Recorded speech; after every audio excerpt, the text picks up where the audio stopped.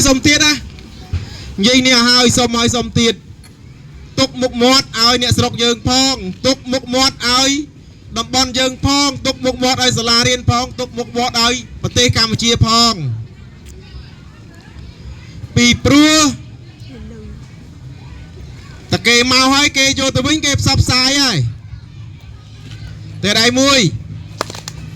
តែដៃ2តែដៃ3ស្ងាត់គួយត្រង់ខ្លួន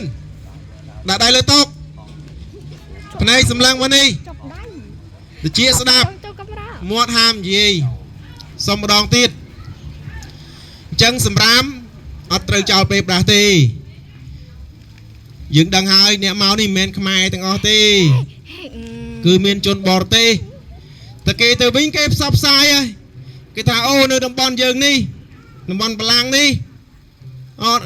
គេនិយាយមួយតំបន់នេះស្រុកបារាយទៅស្រុកបារាយវាប៉ះពាល់ដល់ខេត្តកំពង់ធំហើយបើនិយាយខេត្តកំពង់ធំវាប៉ះពាល់ដល់ប្រទេសទេណាហ្នឹងតែកម្ពុជាអញ្ចឹងគេនិយាយតែមួយវាដោយទៅទាំងអស់សួរលក់មុខមាត់ពីណាប្រជាជនខ្មែរមកប្រទេសលក់មុខមាត់ដោយសារតែពួកយើងប្រមាណអ្នកហ្នឹងអាចលក់មុខមាត់មកប្រទេសអញ្ចឹងកុំឲ្យលក់មុខមាត់ឲ្យសោះលឿអញ្ចឹងរក្សាអនាម័យឲ្យបានហាមចោលសម្រាមប្រេះប្រាស់ចាប់ពីថ្ងៃហ្នឹងតទៅ